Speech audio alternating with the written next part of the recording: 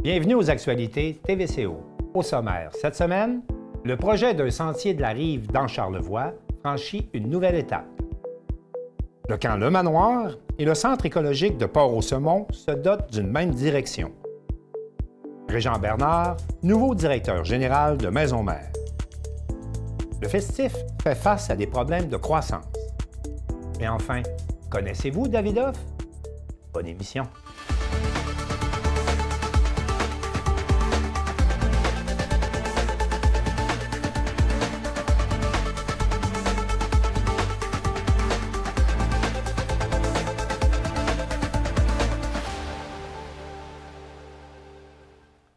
Le projet du Sentier de la rive de Charlevoix a franchi une nouvelle étape cette semaine et Lydia Duchesne nous avait rencontré un de ses promoteurs. Oui, les résultats de l'étude d'impact socio-économique viennent d'être présentés. On parle de retombées qui pourraient aller jusqu'à 10,1 millions de dollars pour pour les municipalités participantes.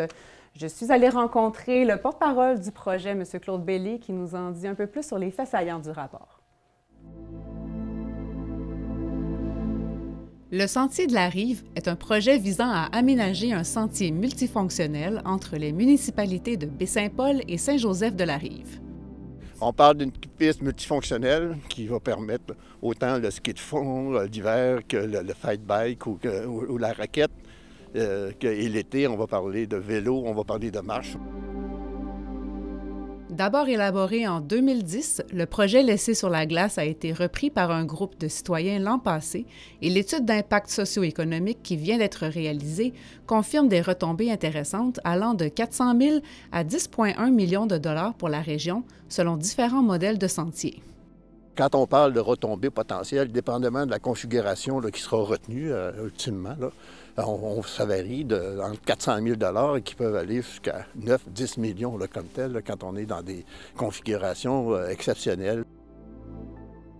Là, en plus d'avoir ces éléments de base-là, de référence, de sécurité et tout ça, on met en perspective des environnements, des sites particuliers. Et nous, on pense qu'ici, dans Charlevoix, avec le fleuve, avec toutes les montagnes et toutes les falaises qu'on va voir, il y a un potentiel très intéressant à développer, ce concept-là, où on va avoir des prises de vue, où on va avoir des postes d'observation, où on va avoir des passerelles qui vont vraiment attirer.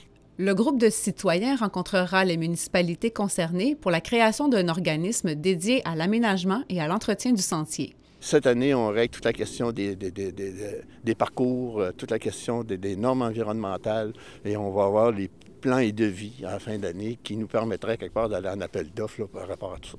On était en 2009-2010 pour les coûts de construction de la piste comme telle.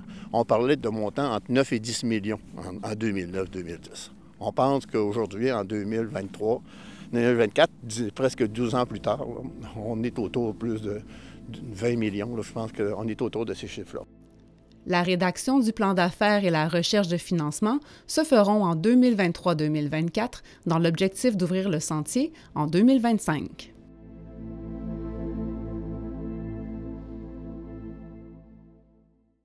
Le centre écologique de Port-au-Semont et le camp Le Manoir ont annoncé cette semaine qu'ils allaient, dorénavant, se partager le même directeur général en la personne de Thomas Lepage-Gouin, qui est venu nous rencontrer dans nos studios de TVCO pour nous expliquer ce changement.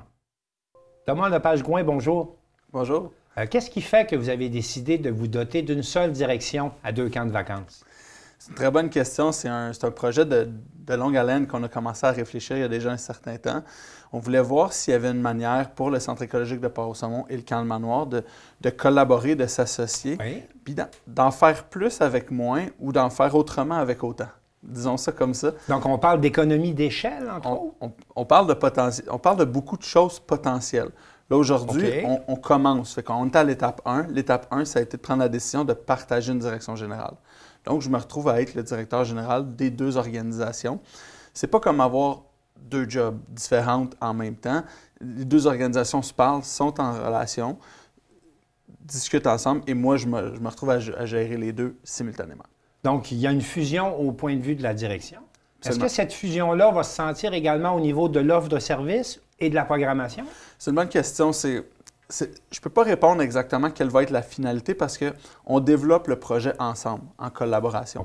Ceci étant dit, ce qu'on sait aujourd'hui, les deux organisations vont garder leur identité propre. Le camp de Manoir est un camp de plein air avec un côté historique lié à la seigneurie. Une programmation bien définie. Ça va continuer. Le Centre écologique de Port-au-Saumon a sa mission d'éducation à l'environnement, sa mission jeunesse, sa mission de protection du territoire. Ça aussi, c'est bien campé. Il n'est pas question de fusionner pour faire une saveur plane sur les deux. Les deux vont continuer d'exister pour ce qu'ils sont, d'avoir une offre de services bien distincte qui se complète bien d'ailleurs. Et en arrière de ça, on va travailler administrativement à voir qu'est-ce qu'on peut regrouper, où est-ce qu'on peut gagner dans notre effort, que ce soit en ressources humaines, que ce soit en pérennité des organisations, où est-ce qu'on peut faire des gains pour que les deux se portent mieux et aillent plus loin. Quelles sont les principales améliorations que cette nouvelle direction peut apporter, justement? On pense à rétablir un équilibre financier, on pense à... Où sont les gains là, que vous allez faire avec ça? Il y a assurément un gain financier parce que ça permet de... Si on ne sauve pas d'argent, ça permet d'avoir plus de ressources pour le même montant, mais des gens qui sont plus spécialisés.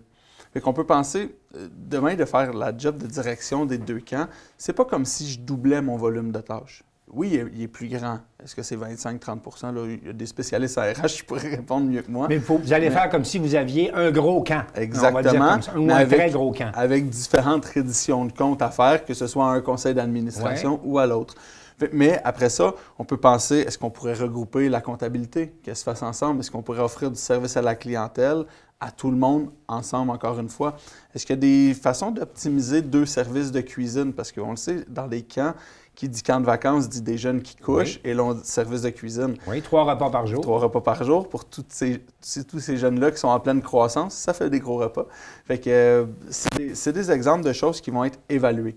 Il n'y a pas de choses annoncées autres que la direction générale, il n'y a pas de choses décidées, mais avec les équipes qui sont en place, autant au Centre écologique de Port-au-Saumon qu'au camp de Manoir, là, on va regarder ensemble c'est quoi le potentiel, c'est quoi les possibilités qu'on a devant nous. Il s'agit également de deux corporations qui ont leur propre identité légale. Est-ce qu'à terme, on pourrait penser à la fusion légale de deux organisations? Ça peut être une avenue. Ce n'est pas nécessairement la meilleure, ce n'est pas nécessairement la pire. C'est ce qui va devoir être évalué. Est-ce qu'il y a lieu de garder les deux entités, mais qu'il y ait des rôles différents? Est-ce que finalement, on les garde tout simplement séparés parce que fonctionnellement, ça y va, mais on a une entente qui nous lie? On est à décider de quelle manière, au niveau de la gouvernance, ça va être le meilleur scénario. Et les deux conseils d'administration ont décidé de travailler ensemble dans ce sens-là. Exact. La décision part d'eux. C'est pas moi qui ai appliqué sur la job. C'est pas ça qui s'est passé. Les deux CA, les deux conseils d'administration ont pris des résolutions et veulent travailler ensemble.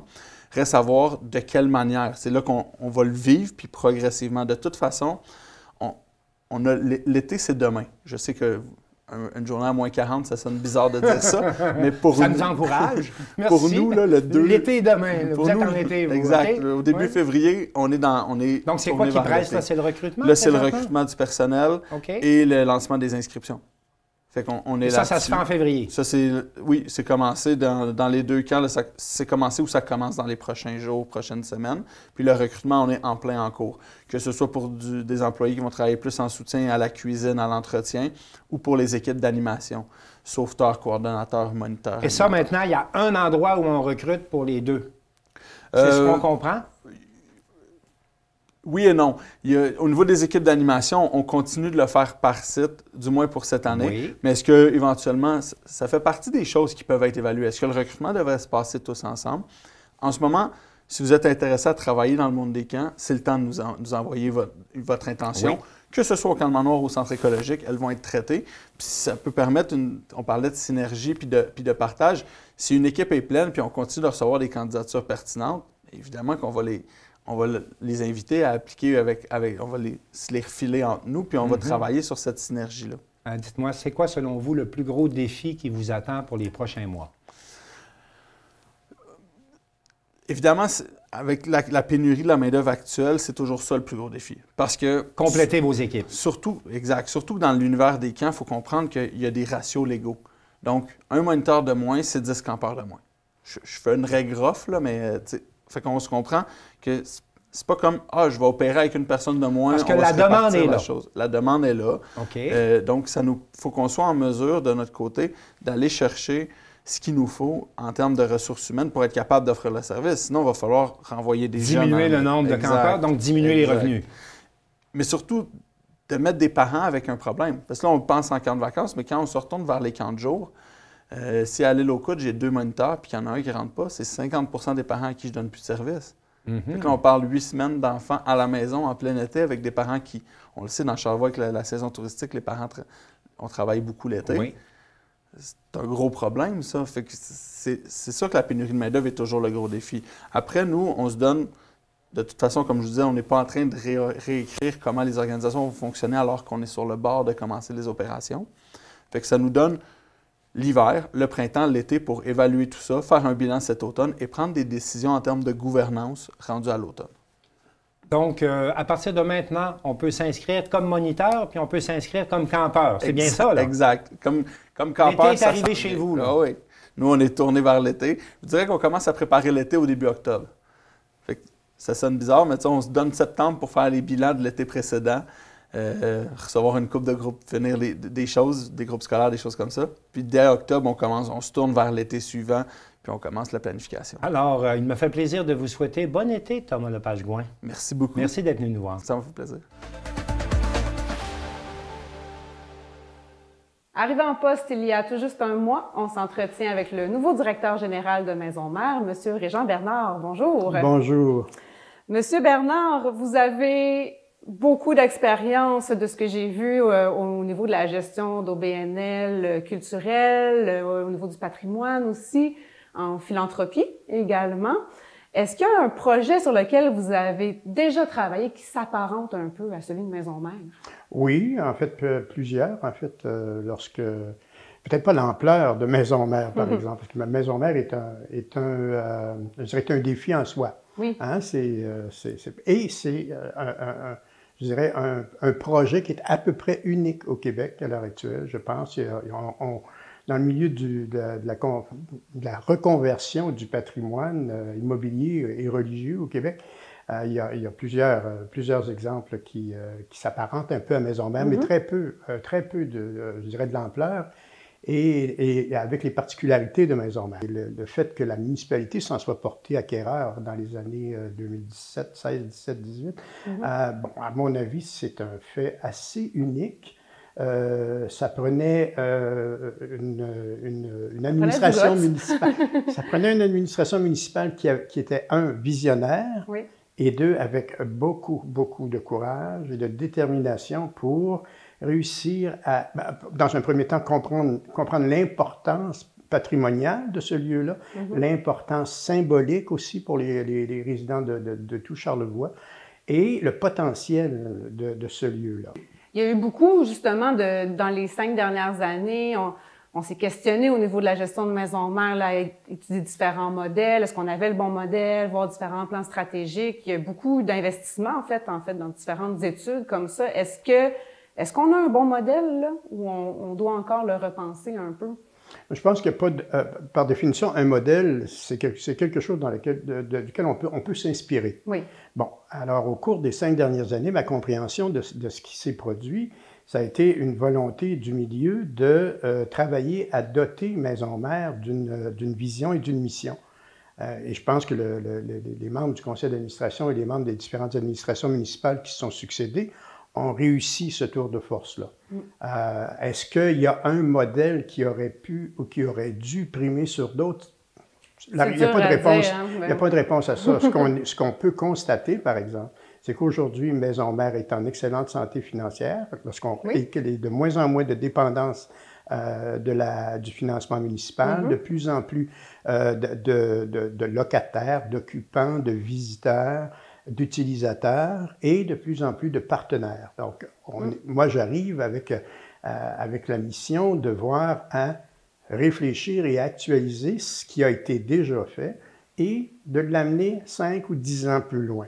Justement, il y a plusieurs postes d'emploi là, qui ont été affichés dernièrement, dont un qui est responsable des partenariats stratégiques et de la mobilisation communautaire. Donc, ce serait quoi là, les partenariats dont Maison Mère aurait besoin et de quelle façon on souhaite que la population s'approprie le projet? Bien, c'est le cœur de la question, en fait. Ce que vous soulevez là, c'est le cœur de la question. Maison-mère n'existe que parce que les élus de l'époque ont jugé utile de protéger ce lieu-là. Aujourd'hui, force est de constater que ce lieu-là appartient non seulement à l'histoire de Charlevoix, mais à sa population actuelle. Alors, notre défi et notre volonté, je pense, et celle du conseil d'administration, c'est de s'assurer que la population puisse y participer davantage, la fréquenter, bénéficier d'un certain nombre de services et d'activités qui sont et qui seront offerts au cours des prochaines années, et d'en faire encore plus l'orgueil des gens de Baie-Saint-Paul, notamment en la rendant attrayante, en la rendant disponible, en la rendant ouverte à la population. Nous, on travaille présentement, la magnifique chapelle qu'il y a ici à côté, on travaille à la requalifier et à l'ouvrir davantage à la population par le biais, par exemple, d'une salle multifonctionnelle ou une salle de spectacle où on y tiendrait différents événements musicaux et autres. Maison-mère, c'est aussi un complexe immobilier quelque part. Il y a beaucoup de gens qui sont hébergés ici. On a vu dans les dernières années beaucoup aussi de problématiques au niveau de la mise aux normes. C'est quoi les prochains chantiers de ce côté-là auxquels on peut s'attendre? Bien là, vous savez sans doute que bientôt, ce qu'on appelle le bloc 1 et 2 viennent de subir des transformations majeures, donc pour recevoir effectivement de nouveaux locataires, mais aussi et principalement l'auberge et les balcons. Oui. Donc, c'est clair que c'est une grosse bouchée. Par la suite, avec l'arrivée de l'espace bleu, bien sûr, ce qu'on appelle le bloc 6 va aussi être mis en valeur. Pour l'instant, c'est à peu près tout ce qui est prévu là, en termes de chantier majeur, à part peut-être la requalification de la chapelle ici. Et dépendamment de comment le projet va pouvoir être ficelé et financé, il y a peut-être des choses intéressantes qui vont être éventuellement présentées. Pour l'instant, on est encore à l'étape du... On finalise ce qu'on a commencé, dans le fond. On finalise, puis on imagine. On imagine surtout. On rêve pour la suite des choses. Vous êtes arrivé ici dans un contexte particulier. Il y a eu un peu une dégringolade d'événements et d'embûches avant votre arrivée. Bon, il y a les travaux du bloc 1 qui ont été retardés beaucoup. Il y a eu le départ des ateliers d'artistes. Il y a eu plusieurs démissions, dont celle de la précédente directrice générale. C'est pas évident comme contexte pour un nouveau directeur général d'arriver là-dedans. Comment vous l'abordez? Bien, en fait, oui, puis c'est pas unique à Maison-Mère. Je pense que quiconque a travaillé dans un organisme sans but lucratif ou même dans un autre milieu, il s'agit d'entendre ce qu'on entend à l'heure actuelle. On donne beaucoup de soi dans ce travail-là. Ce que je veux dire, c'est que dans chaque milieu, il y a des cycles. Il y a des cycles, ça va bien, il y a des doutes, il y a des crises et ainsi de suite. C'est tout à fait normal. Pour terminer, au niveau des occupants de Maison-Mère, Maison-Mère ne serait pas ce qu'elle est sans tous ces occupants qui sont là. C'est quoi la relation que vous comptez créer avec eux? Est-ce que vous pensez à un comité d'occupants ou quelque chose comme ça pour rallier tout le monde ensemble? Je pense que la première chose qu'il faut faire, c'est de les rencontrer. Alors, on doit pouvoir soulager la municipalité de la pression financière qui, à l'heure actuelle, est significative, et sur 10 ans, arriver à l'autodétermination complète. Bon, alors, mais certainement, ça ne pourra pas se réaliser avant les 10 prochaines années, mais si on commence à y travailler maintenant, puis si on sait où on veut aller, on va y arriver avec, justement, la contribution des gens qui sont ici, avec la contribution de la population de Charlevoix. On est à un moment où on peut bâtir sur les fondations des artisans des 5 dernières années et d'imaginer un futur qui soit pas mal plus brillant, pas mal plus lumineux, je dirais.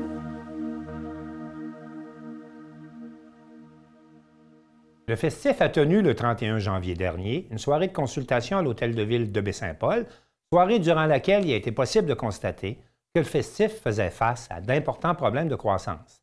On vous a préparé un reportage. La Ville de Baie-Saint-Paul et le festif tenaient cette semaine une soirée de consultation afin de recueillir les commentaires de citoyens et présenter les modifications à la programmation du festival suite à la dernière édition du festif. Est-ce que Baie-Saint-Paul pourrait vivre avec le festif pendant 2 semaines, 3 semaines ou encore tout l'été? Bien, je pense que la réponse est non. Est-ce que le festif pourrait grossir encore? Je pense aussi qu'on peut répondre non à cette question-là. Le vivre ensemble et la qualité de vie, c'est important pour nos résidents de Baie-Saint-Paul et c'est pour cette raison qu'en partenariat avec le festif, on est plus en mode consolidation qu'en mode croissance. L'événement a été en mode croissance pendant plusieurs années, mais maintenant, c'est le temps de consolider l'événement. Plusieurs modifications sont annoncées, dont le retrait de la scène flottante, la disparition du spectacle du dimanche soir et une meilleure gestion de l'achalandage au camping situé à proximité du quartier Transim. De même, le traditionnel combat des fanfares se déroulant au début de la nuit sur le parvis de l'église sera vraisemblablement présenté plus tôt l'an prochain. En fait, les années où on avait plus de problèmes de débordement, c'est les années qu'on n'avait pas d'après-festif. Donc, les gens sortaient de la place des Jardins avec beaucoup d'énergie. Ils se ramassaient dans les parcs, ils allaient dans les sites. Puis c'était une plus grosse problématique. Donc là, on contient ce monde-là qui ont besoin de faire la fête et tout ça dans des lieux contrôlés par nous avec la sécurité et tout ça. Donc, c'est plus avantageux de faire ça que de laisser les gens un peu à eux-mêmes aérer dans les rues de Baie-Saint-Paul. Cynthia Audet, qui gère 2 restaurants à Baie-Saint-Paul, souligne qu'avec l'offre de restauration offerte durant le festival, l'achalandage est en forte baisse dans ces établissements. Pointer plus ce soir sur les food trucks qui nous ont vraiment coupé l'herbe sous le pied cette année. Okay. Ça a été assez marqué dans l'achalandage. Est-ce que vous avez vu une différence cette année versus d'autres années avant? Non, je parle de l'édition 22. Oui, c'est ça. C'était horrible, l'achalandage. On était overstaff. OK. On a fait partir de genre tout le monde à 7h, 7h30. Là. Il n'y avait personne au resto. Donc, puis ça s'est vu aussi le vendredi et le samedi. Okay. Les modifications proposées pour la prochaine édition du festival ne représentent pas un recul, selon Clément Turgeon. Moi, je le vois pas comme une décroissance, je le vois comme une consolidation. Les festivaliers aussi, tu sais, quand il y a trop d'offres, ça sert à rien non plus. Fait que là, on a encore une très grosse offre, super abondante, mais on va miser justement sur une petite affaire moins de scène, une meilleure expérience pour tout le monde. Puis donc, je le vois vraiment plus comme une consolidation. Pour les autres scènes, la majorité, il y a des plans B. Je le disais tantôt aussi, tu sais, on a vécu les évacuations pour la première fois en 13 ans l'année dernière. Donc, ça aussi, on est tout à revisiter notre protocole d'évacuation. On regarde aussi à avoir un meilleur suivi météo. Charlevoix, Baie-Saint-Paul, c'est assez capricieux là, sur les prévisions météorologiques. Donc, on essaie de voir comment avoir les meilleures informations pour faire des évacuations le plus sécuritaire possible. Un musicien bien connu dans la région, David Letourneau, a lancé son premier album cette semaine et Lydia Duchesne, nous étions présents. Oui, et d'ailleurs, il faudrait plutôt parler de David Hoff et non de David Letourneau, qui est un personnage rocker des années 80 au vécu vraiment très rocambolesque et riche en anecdotes. Donc, notre équipe est allée le rencontrer lors du lancement de son premier album.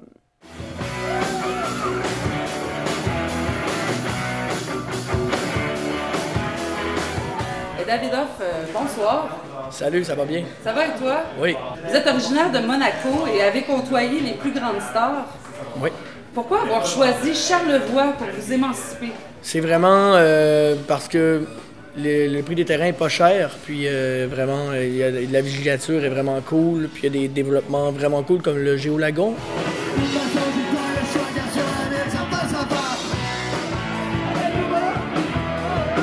L'album lancé ce soir, en réalité, était écrit il y a 40 ans. Oui. Lors d'un road trip vers New York. Oui.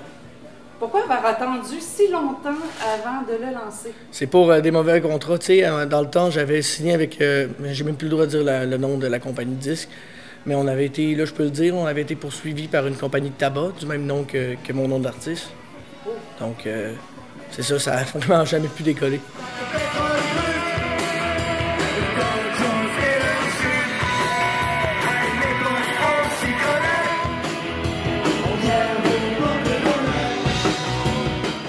Les gens qui vous inspirent et que vous admirez? Moi-même. Oui. J'aime beaucoup le président Nixon. Oui. Emmanuel Macron fait un bon travail. Parce que, tu sais, il faut quand même le dire, là, on a été capable de... Pendant le confinement, on a passé un bon temps en France quand même. On avait des bons amis. Champagne est bon en France. Oui. Oui. Fait que Charles de Gaulle est pour moi le plus grand homme sur Terre ayant parcouru la surface de la planète.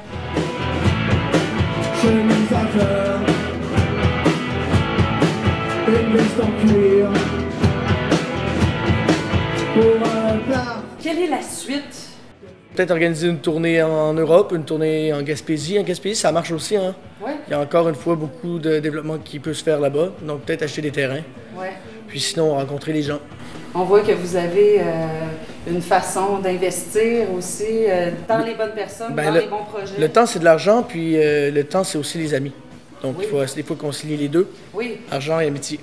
D'ailleurs, parlant d'amitié, c'est un ami ce soir qui a fait les décors de votre spectacle? C'est Frédéric Ouellette, scénographe du festif, un bon ami à moi. Bien sûr. Je me suis fait ami avec lui quand on était dans les Caraïbes, je pense. Il était metteur en scène là-bas. Scénographe, en fait. Metteur en scène, c'est pas ça qu'il faisait. Il arrête pas de me répéter, David, je suis scénographe. Ouais. Sinon, il y avait Pierre Bouchard qui a réalisé la pochette de notre album, qui était directeur artistique, vraiment... On voulait l'ambiance de party d'effet, en fait. Puis ce qu'on a fait, c'est on a fait le party hier, ici. Ah. Puis on a tout détruit. Magnifique. Ben, ça a été bien reconstruit. On voit que vous avez laissé... en fait, on s'est gardé de l'énergie pour encore plus le détruire aujourd'hui. Ce soir, très bien. Ouais. Ouais. Ce soir, oui. Mais tu sais, désolé, j'ai encore le décalage horaire. Je parle encore pour l'Europe. Ah oui? Ah, ben c'est la vie. On vous souhaite une belle continuité, une belle vie puis une belle vie à l'album que vous lancez ce soir. Toutes mes félicitations. Ben, merci beaucoup, merci beaucoup. Merci.